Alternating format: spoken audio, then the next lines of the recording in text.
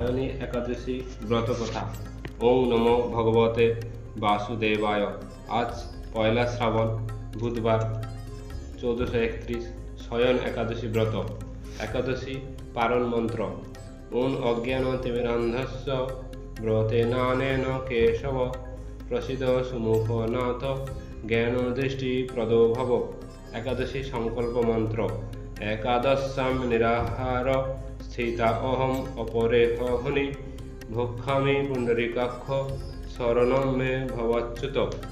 বন্ধুরা, আজকের দিনে ভগবান শ্রী বিষ্ণু ক্ষীর সমুদ্রে যোগ নিদ্রায় যান। আজকের এই দিনের থেকে চতুর্মাস ব্রত শুরু হয়। এই একাদশীর দিন থেকে ভগবান শ্রী বিষ্ণু কার্তিক মাসের শুক্লপক্ষের একাদশী পর্যন্ত ভগবান শ্রী বিষ্ণু ক্ষীরসাগরের শেষ নাগের রচিত শয্যায় আরোহণ করেন। এই একাদশীর আদিষ্ট দেবতার নাম পদ্মলোচন। সেই কারণে এই একাদশীর তিথিকে শয়নী একাদশী বলে। 4 মাস অতিবাহিত হওয়ার পর কার্তিক মাসের শুক্লপক্ষের একাদশীতে ভগবান শ্রীহরি পুনরায় জাগ্রত হন। এই তিথিকে প্রমথনী একাদশীও বলা হয়ে থাকে। শয়নী একাদশী থেকে প্রমথনী একাদশী পর্যন্ত 4 মাস সময়কে চাতুর্মাস্য ব্রত বলা হয়ে থাকে। 16ই জুলাই রাত্রি 8টা 32 থেকে 17ই জুলাই বুধবার রাত 9টা 1 পর্যন্ত এই একাদশী পালন করা হবে। ব্রতকথা: মহারাজ যুধিষ্ঠির জিজ্ঞেস করলেন, হে শ্রীকৃষ্ণ, আষাঢ় মাসের শুক্লপক্ষের একাদশীর নাম কি? এর মহিমাই বা কি? কৃপা করে আমার নিকট বর্ণনা করুন। ভগবান শ্রীকৃষ্ণ তখন মহারাজ যুধিষ্ঠিরকে বললেন, প্রজাপতি ব্রহ্মা দেবর্ষি নারদকে বলে গেছেন। শ্রী ব্রহ্মা বললেন, হে নারদ, এই সংসারে একাদশীর মতো পবিত্র আর কোনো ব্রত নেই। সকল পাপ বিনাশের জন্য এই বিষ্ণুব্রত পালনীয় অবশ্য কর্তব্য। যিনি এই পবিত্র পাপনাশক এবং সকল ফল প্রদায়িনী এই ব্রত না করেন তাকে নরকগামী হতে হয়। ভগবান শ্রী ঋষিকেশের জন্য এই ব্রত পালন করতে হয়। এই ব্রতের সঙ্গে এক মঙ্গলময় কাহিনী আছে। আমি এখন তোমাকে তা বলছি।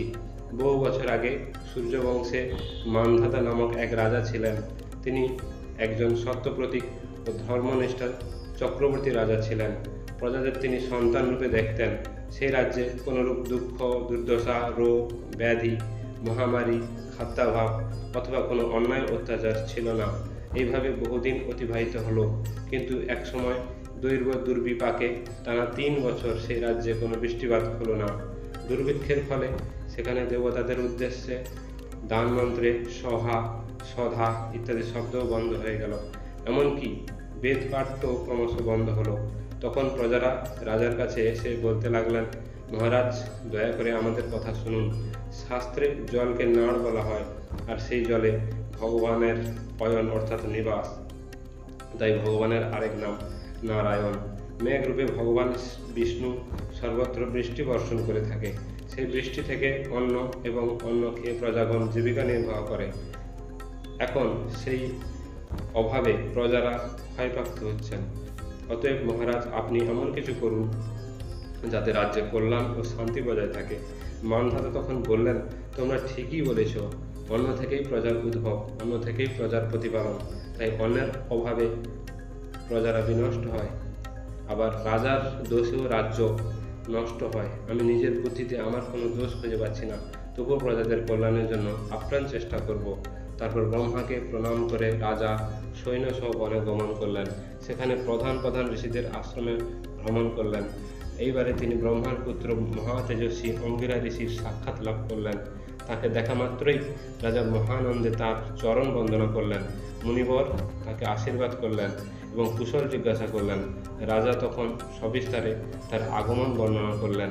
মুনিবর কিছুক্ষণ ধ্যানস্থ থাকার পর বললেন, হে রাজন, এটা সত্যযুগ। এই যুগে সবাই বেদ পড়েন এবং ব্রাহ্মণ ছাড়া কেউই তপস্যা করেন না। এই নিয়ম থাকা সত্ত্বেও এক শূদ্র রাজ্যে তপস্যা করছে। তার এই অকার্যের জন্য রাজ্যের এই দুর্দশা। তাকে হত্যা করলেই সকল সমস্যা দূর হবে। রাজা তখন বললেন, হে মুনিবর, তপস্যাকারী নিরপরাধকে আমি কি করে হত্যা করব? আমার কাছে সহজসাধ্য অন্য কোনো উপায় থাকলে আমাকে বলুন। তদুত্তরে মহর্ষি বললেন, আপনি আষাঢ় মাসের শুক্লপক্ষের শয়নী একাদশী ব্রত পালন করুন। এই ব্রতের প্রভাবে নিশ্চয়ই রাজ্যে বৃষ্টি হবে। এই একাদশী সর্বসিদ্ধিদাত্রী এবং সর্ব উপদ্রব বিনাশকারী। হে রাজন, প্রজা ও পরিবারবর্গ সহ আপনি এই ব্রত পালন করুন। এই কথা শ্রবণ করে রাজন ও প্রজাগণ সকলে রাজ্যে ফিরে গেলেন। যথাসময়ে আষাঢ় মাসের শুক্লপক্ষের একাদশী পালন করলেন। ফলে রাজ্যে প্রচুর বৃষ্টি হলো, সুখ ফিরে এলো, খাদ্যাভাব দূর হলো, ভগবান ঋষিকেশের প্রভাবে সকলে সুখী হলেন। এই কারণে সুখ ও মুক্তি প্রদানকারী এই ব্রত পালন করা সকলের আবশ্যক।